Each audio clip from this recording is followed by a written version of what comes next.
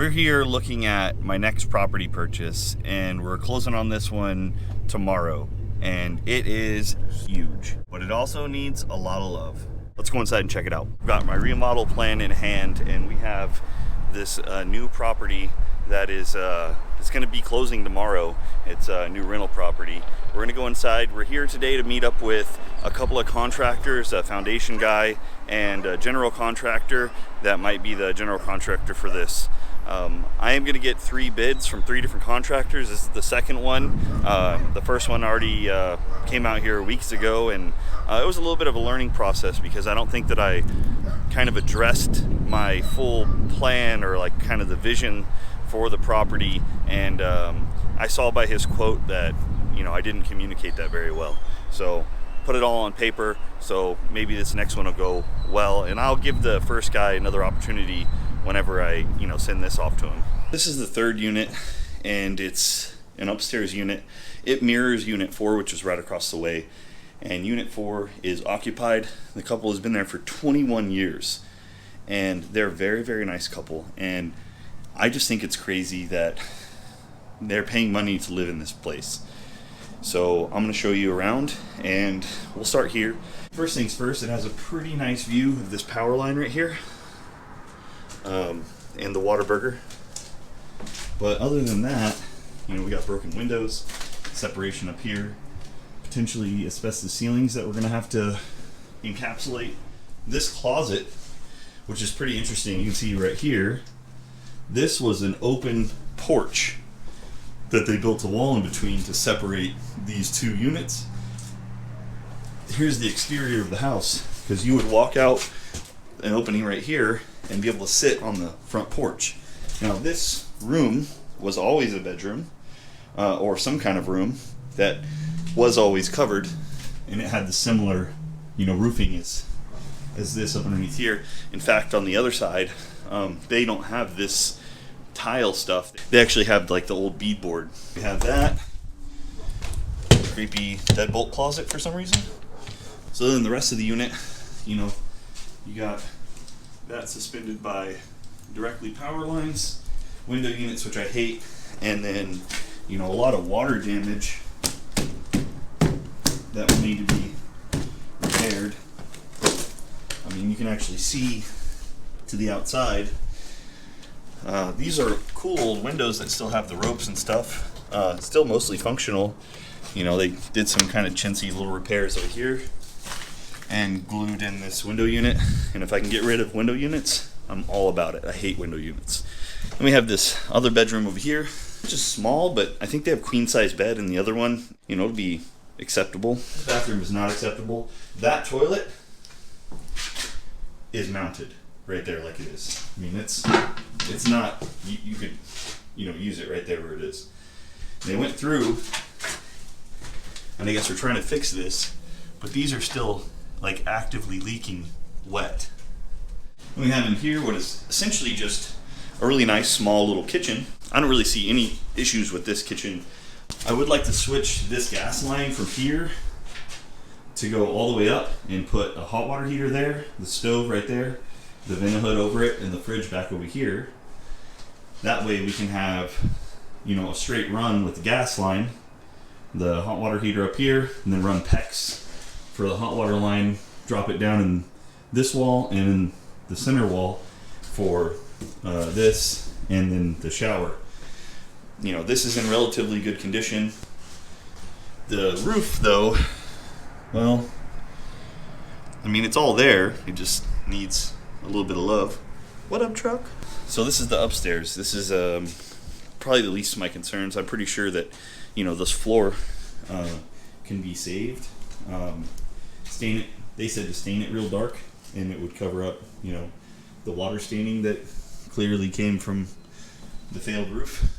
But other than that, it's basically redo the floors, paint it, fix all the drywalling cracks and stuff like that, retexture everything to something that doesn't look like medieval illness, and good to go for the upstairs, at least on both sides. And that's not taking into account the complete demolition of the bathrooms. Let's go downstairs to the downstairs unit.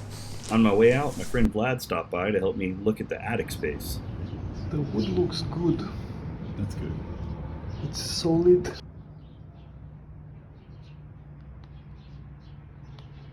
So here's the floor plan as I drew out in this online program called Sketchy, which actually worked out pretty well. We were just in this upstairs unit 3, and now we're going to move down and explore the downstairs, starting with the studio apartment that's not a studio anymore. It's complicated, and I'll show you. The previous owner tore out that wall separating this single studio apartment from the other 2 downstairs units, and I ran the numbers, and it didn't seem like it'd be a big bump to income to have this studio apartment instead of 2 3-bedroom 2 baths downstairs. It would just add complication by having another tenant to deal with.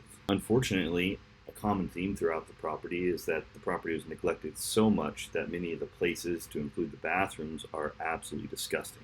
And here's another look at that separation the previous owner hacked up between those 2 units. You see daylight up there? Areas of the house that were neglected completely are often in better condition than the areas that were repaired badly. This being a prime example, this is the centermost area of the house directly underneath the upstairs bathrooms. A number of hack job repairs and band-aids were done under the watch of the previous owners, with leaks that had spanned a long time, causing major structural damage to the actual house. This add-on to the house is currently a kitchen, but it will be converted to a master bedroom with ensuite, and the kitchen will be moved forward into this section of the house. The last 4 feet of this room will become a small washateria for the entire building. While walking around the rest of the house, the upstairs tenant came down, and I thought it was important for me to show him what the situation was in the house that he was living in, and to open up an honest dialogue about what I planned to do with the house, and also to let him know that whenever the house was done, he would get the first phone call to get back into the unit that he'd already lived in for 21 years. Pulled up, and look how pretty that floor is. You know, it's got really nice wood floor underneath. You know, this Right. multiple layers. They just put all that on top. Yeah, so I'll show you what it looks like underneath, just so that you can see, you know, what we're talking about. This is the floor of your apartment. You see that rotted beam right there? Uh-huh. That rotted beam is where you stand when you shower. Your shower drain is right there. Right. And this is their fix. And it's been dripping for so long, they've already replaced part of this floor. And they cut all that stuff out so they could access the bottom of it. And then they tried to brace it up really badly. They just put bracing pieces. It's messy. And they still think it's okay to charge you money to live here. We'll take this window for an example of the whole place. So this window was just like this window over here, where it has slides up and down the rails and stuff. Well, as soon as it stopped working, they want it to look like a window, but now it doesn't act like a window. It's all screwed together. You can't actually use this to escape if there's a fire. So that's how they've been fixing everything. Everything. Your plumbing, your floors, everything underneath you that you walk on, all the plumbing underneath the building, that's how they've been fixing everything. They've been doing this kind of work to everything. Both of the tenants did choose to move out. Because of the condition of the property, I didn't charge them any rent while they got their things together. The upstairs tenants agreed that their unit wasn't a safe place, but would like first dibs on moving back in when the renovation is complete. After seeing how they left the unit, I have zero issues with having them come back. And honestly, it's not every day you get 21-year tenants. I will not be managing the property myself, so I'll have to make sure that this gets passed along to the property manager. The downstairs tenant, however, was not in the greatest physical shape and left the unit a mess. It's only fitting that he did this after the neglect the previous property owner showed the place where he lived. The only thing I'll fault him on were the aromas that permeated the walls of his unit, and I don't mean the weed, I mean the dog pee.